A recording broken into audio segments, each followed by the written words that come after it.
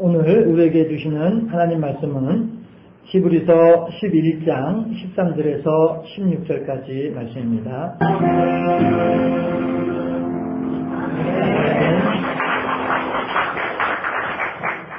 하나님의 베풀어 주신 사랑하심에 대해서 감사하자라고 할렐루야 찬양대에서 하나님께 찬양을 올려드렸습니다. 찬송과 가사처럼 우리들의 삶에 있어서도 늘 하나님의 베풀어 주신 은혜가 이렇구나 저렇구나 발견하면서 더욱더 크게 하나님께 감사하는 삶을 살아가는 우리 모두가 될 수 있기를 소망합니다. 고향이 좋은 이유가 있지요. 그곳에 가면 좋은 사람들이 있습니다. 그리고 그곳에 가면 아련한 옛 추억이 또 있습니다. 그렇지만 그렇게 좋아하고 그리운 고향이지만 또 재미있는 사실은 아이러니한 것은 고향에 정착하는 사람들은 그다지 흔하지 않더라 하는 것입니다.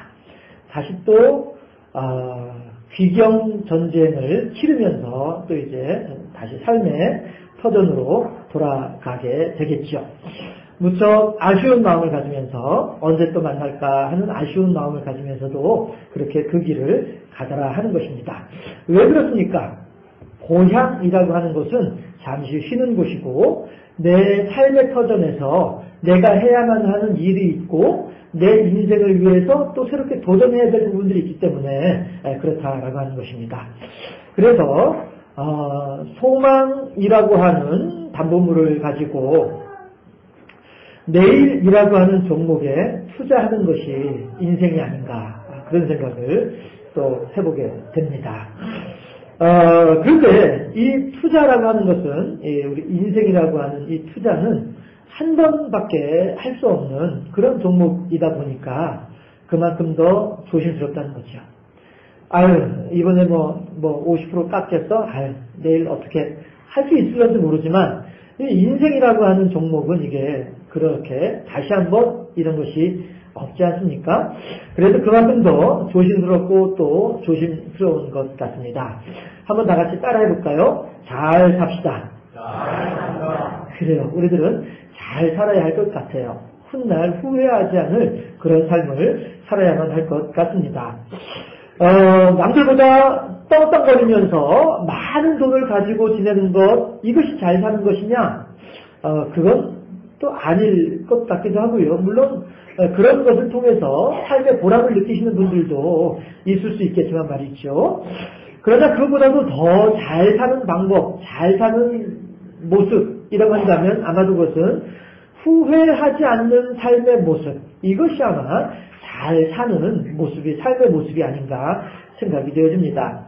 예전에 어른들께서 즐겨 부르시던 그 가요 중에 가사가 그런 게 있죠. 흘러간 그 세월을 뒤돌아보는 주름진 그 얼굴에 이슬이 맺혀. 그런 가사 기억나시죠? 예. 어찌하여서 그 추풍령 고개를 올라가면서 그 지나온 세월들을 다시 돌이켜보면서 그 이슬에 주름진 그 얼굴에 나이마다 늙어서 힘이 없는 쪼글쪼글해진 그 얼굴에 어째서 이슬이 맺힐 수밖에 없을까? 그만큼 회하는 삶을 살았더라 라고 하는 것을 의미하지 않겠습니까? 그런데 이러한 후회하는 마음, 안타까운 마음, 이런 마음들을 성경에서도 찾아볼 수가 있습니다. 전도서 12장 8절 말씀인데요. 제가 봉독해 올리도록 하죠. 전도자가 이르되 헛되고 헛되도다 모든 것이 헛되도다. 내가 지금까지 추구했던 모든 것들이 다 헛것이로구나. 신기를 잡는 것과 같은 것이었고 아무것도 아닌 것이로구나. 내가 그렇게 이루었다라고 생각하지만 지금 살펴보니까 너무나도 헛된 것들 뿐이로구나 라고 하는 고백을 솔로몬이 하고 있더라 하는 것입니다. 그는 또 이어서 이렇게 이야기를 합니다. 사람이 해 아래서 수고하는 모든 것이 헛되도다. 그렇습니다. 추풍령 고개에서 주름진 눈물 사이로 이슬이 맺히는 나그네의 얼굴, 그 얼굴과 더불어서 또 이렇게 해 아래에서의 모든 것이 헛되다라고 통탄하는 솔로몬의 그 허무한 얼굴을 한번 겹쳐서 상상을 할 수 있기를 바랍니다. 그 얼굴이 누구의 얼굴이겠습니까? 앞뒤 잴 것 없이 그저 돌격 앞으로라고 하면서 살아오던 나의 모습은 아닌가, 나의 얼굴은 아닌가 다시 한번 돌아볼 수 있기를 바랍니다. 오늘 본문에서는요, 이렇게 무작정 돌격 앞으로를 외치는 우리들을 향해서 하시는 말씀이 릴렉스, 요즘 흔히들 텔레비전에서 나오는 릴렉스, 평안하라고, 잠시 한 걸음 멈추고 쉬라고 우리들에게 말씀하고 계시는 듯 합니다. 오랜만에 찾아온 고향입니다. 오랜만에 만나는 가족과 친구들 사이에서 한 템포 쉬면서, 한 걸음 멈추면서 쉬고 쉬는 동안에 하나님께서 만들어 놓으신 고향의 풍경도 다시 한번 돌아보기도 하고, 또 지난 구석구석의 유년 시절의 추억도 다시 한번 끄집어내서 한번 이렇게 누려보는 그러한 시간, 쉬는 시간을 보내실 수 있기를 바랍니다. 그러는 중에 마음의 안식을 누리고 새 힘을 얻어서 이제부터는 더 이상 헛다리의 인생이 아니라 정확한 목적을 가지고 참으로 보람있고 보다 더 아름다운 그런 삶을 사는 우리 모두가 될 수 있기를 바랍니다. 그렇게 복되고 아름다운 삶을 위해서 무엇이 필요한지 오늘 본문에서 하나님께서는 우리들에게 무슨 말씀을 하고 계시는지 하나님의 기록된 말씀이 선포되어질 때에 하나님의 계시를 통하여서 우리들 각자에게 주시는 하나님의 음성을 듣고 새롭게 결단함으로써 더욱 보람된 삶의 주인공으로 세워지는 우리 모두가 될 수 있기를 주님의 이름으로 축원합니다.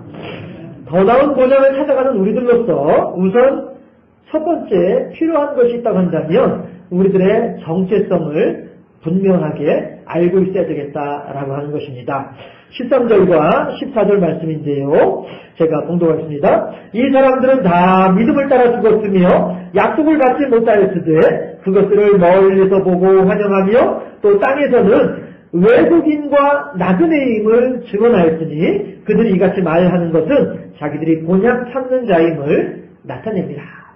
우리들은 지금 어떠한 사람이다라고 하는 것을 광야 백성들은 분명하게 알고 있었다라고 히브리서 저자는 이야기하고 있습니다. 그렇습니다. 우리도 마찬가지로 이 본향을 찾아가는 광야 백성들처럼 우리들 또한 분명한 목적지가 있는 여행객들일 뿐이지 그저 할 일 없이 허송세월하는 그런 한량들은 결코 아니다 하는 것입니다. 마찬가지로 또 예전 가요 가사 중에 이리 갈까 저리 갈까 차라리 돌아갈까, 그런 사람들은 갈 바를 알지 못하고 방황하는 사람들이다 하는 것입니다. 그렇지만 고속도로 휴게소에 그 많은 사람들이 그렇게 붐비더라도 그들의 발걸음은 하나같이 분주하기만 합니다. 왜 그렇습니까? 내 목적지가 어디이며 현재 여기는 어디이다라고 하는 사실을 다들 분명히 알고 있기 때문에 그렇습니다. 지금 내가 잠깐 쉬는 곳이지만 내 목적지까지 가려면은 서둘러서 가야 돼. 이러기 때문에 사람들은 다 분주하고 그렇게 열심히들 휴게소이지만 그렇게 지내더라 하는 것입니다. 시편 119편 105절 말씀에 뭐라고 합니까? 주의 말씀은 내 발의 등이요 내 길의 빛이니이다 라고 고백하고 있지요. 그런가 하면 갈대아우에서 영광의 하나님께서 아브라함을 향하여서 말씀하시기를 너는 내 본토 친척 아비 집을 떠나 내가 너에게 지시하는 그곳으로 가라 라고 말씀을 하십니다. 그리고 그렇게 내가 어디로 가야 할지 목적지도 분명하지 않지만 오직 하나님의 인도하심을 따라 하나님의 지시하심을 따라 그 여행을 떠나왔던 아브라함은 결국에는 하나님의 약속의 땅 젖과 꿀이 흐르는 땅으로 도착하게 되는 것을 우리들은 성경을 통해서 볼 수가 있습니다. 그런가 하면 동방의 박사들은 하늘에 반짝이는 별을 바라보며 유대인의 왕을 가르치는 별이다 하면서 광야를 지나올 때에는 그 별을 놓치지 않고 끝까지 잘 따라왔습니다. 그러나 베들레헴이라고 하는 그 당시에 휘황찬란한 도시의 야경을 바라보면서는 눈이 어지러워지면서 하늘의 별을 잃어버리고 마는 모습을 우리들은 또한 볼 수가 있습니다.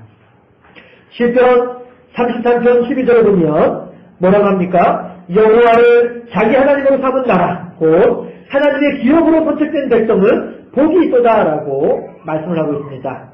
그렇습니다. 우리 모두는 이렇게 여호와를 우리들의 기업으로 삼을 수 있기를 바랍니다. 비록 동방의 박사들은 휘황찬란한 야경을 통하여서 하나님을 잃어버리고 말지만 예루살렘에서 말이죠. 제가 베들레헴이라고 했죠? 예, 양해해 주시기 바랍니다.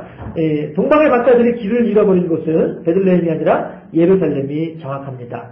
우리들은 동방의 박사들은 그렇게 길을 잃어버리고 앞에 있는 목사도 지명도 잃어버리고 있지만 그러나 우리들이 하나님의 인도하심만을 따라서 하나님의 기업으로 하나님의 백성으로 세워진다고 한다면 결국 우리들의 길은 헛된 길로 갈 수 없게 될 것이다 라고 하는 사실을 믿을 수 있기를 바랍니다. 18절 시편 33편 18절 19절에서 이어서 뭐라고 노래하느냐 하면 여호와는 그를 경외하는 자 곧 그의 인자하심을 바라는 자를 살피사 그들의 영혼을 사망에서 건지시며 그들이 굶주릴 때에 그들을 살리시는도다. 아멘. 하나님께서는 하나님의 백성들이 굶주릴 때에 돌봐주시고 그 하나님의 백성들이 피곤할 때에 그들에게 생기를 다시 베풀어준다라고 약속하고 노래하고 있습니다. 그렇습니다. 반드시 하나님께서 우리들을 보살펴주시면서 우리들을 살려주실 줄로 믿습니다. 우리는 이 세상을 나그네로 살고 있습니다. 그렇지만 어디로 가야 할지 갈 바를 몰라서 방황하는 나그네가 결코 아니라 오직 하나님의 인도하심을 따라서 하나님의 지시하시는 곳 우리들의 영원한 본향 더 나은 본향을 찾아서 그것을 목표로 삼는 순례객인 것을 잊지 않는 복된 하나님의 사람들이 될 수 있기를 주님의 이름으로 축원합니다. 하나님의 인도하심을 따라갈 때에 한 번뿐인 우리의 인생은 결코 후회하지 않을 보람된 삶이 될 줄로 믿습니다. 지금까지 살아온 날보다 앞으로 살아갈 날을 더욱더 아름답고 더욱더 복되게 해주실 그 하나님, 그 하나님의 인도하심을 따라가는 우리들이다 라고 하는 우리의 정체성을 결코 잊지 않냐므로 더욱더 하나님을 기쁘시게 하고 하나님 뜻에 순종하며 하나님의 지시하신 대로 따라감으로써 더욱더 복되고 아름다운 삶을 살아가는 우리 모두가 될 수 있기를 바랍니다. 더 나은 본향을 찾아가는 우리들로서 두 번째는 동기가 분명할 때에 그 길은 그 과정은 보다 더 수월해질 수 있다라고 하는 것입니다. 본문 15절 말씀을 합독하시겠습니다. 15절 말씀 그들의 나온 바 본향을 생각하였더라면 돌아갈 기회가 있었으려니와 돌아갈 기회가 있었으려니와 라고 얘기합니다. 마치 이전에도 자매님들이 많이들 계십니다마는 결혼식을 하기 위해서 신부 대기실에 있을 때에 신부들은 신부 입장하는 그 순간까지도 망설인다면서요. 제가 바로 그 주인공입니다. 혹시 손 들으실 분 계실까요? 예, 과연 이 남자가 나를 진정으로 사랑하는지, 나는 그렇다면 이 남자의 아내로서 평생을 살아갈 수 있을지, 이런 것들에 대해서 확신이 안 서게 되면, 그럼 어떻게 됩니까? 런어웨이 브라이드, 그렇죠? 도망가는 신부. 예전에 어느 예쁘게 생긴 여배우가 주연을 했던 코믹한 영화가 있었죠. 그렇습니다. 그 결혼은 성사가 될 수가 없을 것입니다. 하지만 오늘 본문 15절의 분위기는 어떠한 분위기입니까? 충분히 도망갈 수 있는 이른바 도망갈 수 있는 기회가 있었음에도 불구하고 도망가지 않았다는 거예요. 기회가 있었거니와 기회가 있었지만 실행하지는 않았다라고 하는 것이죠. 신부가 결혼식장에서 도망가지 않고 도망갈 기회가 있었지만 도망가지 않고 결혼식을 잘 치러냈다. 무슨 뜻입니까? 신부가 신랑과의 결혼에 대한 확신을 가졌다라고 하는 의미가 되겠죠. 오늘 본문을 따라서 광야 백성들 마찬가지로 얼마든지 애굽으로 돌아갈 수 있는 기회가 있었지만 그러나 그 기회를 취하지 아니하고 오직 하나님의 약속을 따라서 끝까지 하나님과 동행하는 결단을 했었다라고 하는 사실을 본문 15절에서 말해주고 있습니다. 왜 그렇습니까? 하나님의 약속하신 바 젖과 꿀이 흐르는 땅을 그들은 분명히 믿고 있었기 때문이다 하는 것입니다. 시편 57편은 다윗이 사울을 피해서 숨어 있으면서 그렇게 하면서 하나님께 부르는 노래가 시편 57편입니다. 그 가운데 어떤 내용이 있냐면 11절에서 내 마음이 확정되고 확정되었사오니 라고 하는 그런 노래가 시편 9절이 있습니다. 그렇습니다. 다윗은 지금까지는 사울이 무서워서 혹시 사울에게 발각되면 그 자리에서 죽임을 당하게 될 텐데 그렇게 되면 어떻게 하나 두려워하던 다윗이었더라 하는 것입니다. 기왕에 이렇게 된 거 죽을 때 죽더라도 이렇게 숨어만 있지 말고 나가서 한바탕 싸워보기나 하고서 죽을까? 그러한 망설임도 그러한 생각도 온갖 잡다한 생각도 마음속에 가득하던 그런 다윗이었더라 하는 것입니다. 그러나 아들한 유년 시절 사무엘을 통해서 하나님께서 자기의 머리에 기름을 부으시면서 하시는 말씀이 무엇이죠? 내가 너를 이스라엘의 왕으로 삼겠다. 그 약속을 다윗은 다시 한번 머릿속에 떠올리는 것입니다. 그리고 또 다윗은 그런 생각도 다시 수없이 됩니다. 내가 결코 하나님의 기름 부음 받은 하나님의 사람을 내 손으로 어찌하지 아니하겠노라. 이것은 다윗의 굳은 결심이기도 했던 것입니다. 하나님의 도우심만을 기다리며 나의 생각과 나의 수단과 나의 방법을 택하지 아니하겠노라. 그렇게 다윗은 생각하고 결심하면서 무엇이라고 합니까? 오직 내 마음이 확정되고 확정되었사오니. 다윗은 더 이상 망설이지 않습니다. 더 이상 두려워하지 않습니다. 오직 하나님을 바라보겠노라고 굳게 결심하면서 시편 57편을 노래했던 것입니다. 이제 우리가 다른 교회 청년들이 이 부분을 어떻게 찬양하는지 함께 잠깐 동영상을 함께 보도록 하겠습니다.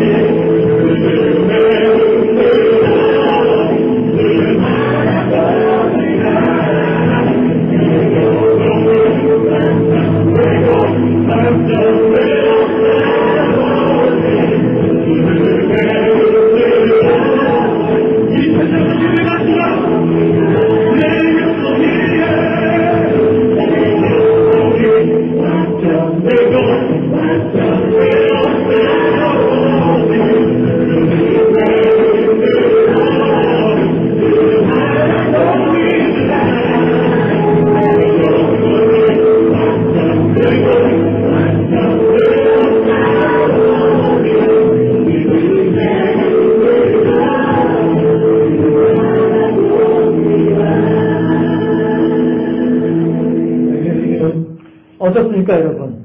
저기에서 내 영혼이 확정되고 확정되었사오니 오직 주님만을 바라봅니다 고백하고 있는 저 청년들의 얼굴도 잘생겼지만 그 마음이 얼마나 아름답습니까?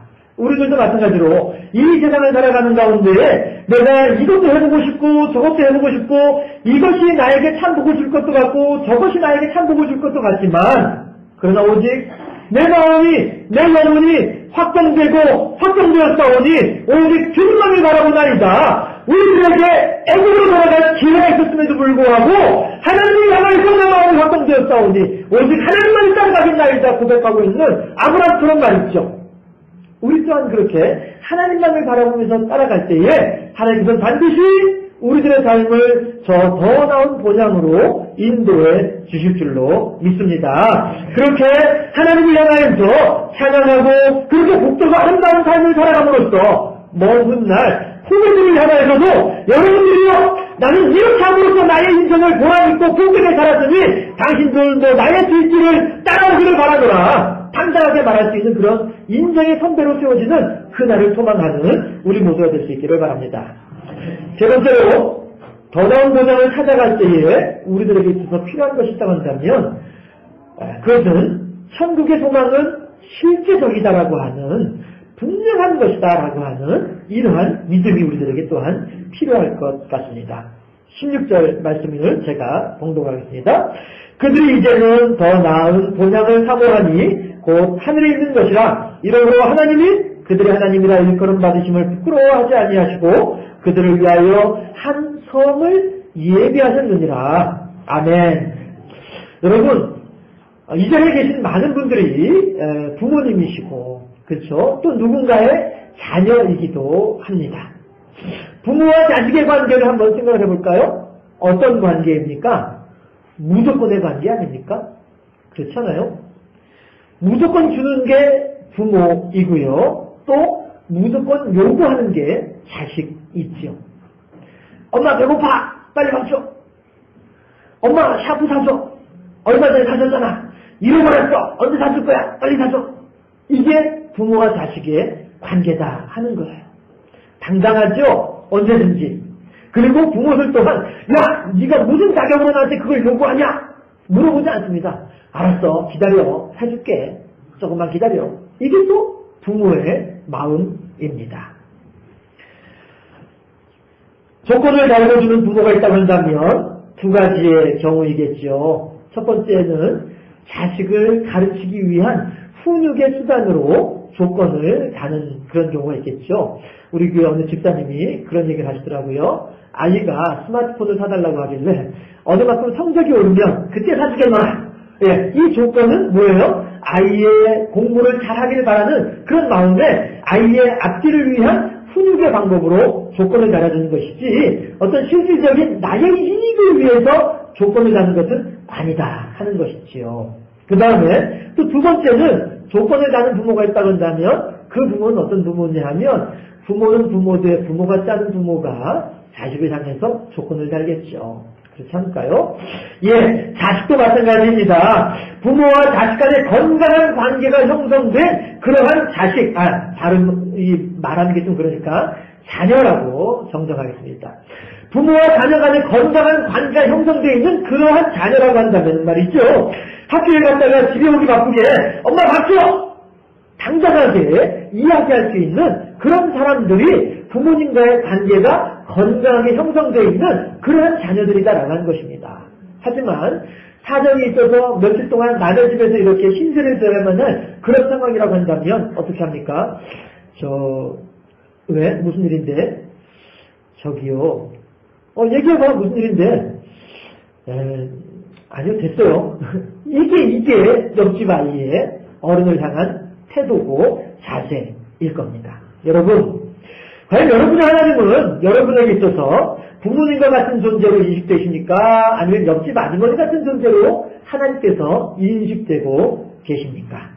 오늘 본문 16절에서는 우리의 부모님으로서 하나님의 모습이 보이고 있는 줄로 믿으시기를 바랍니다.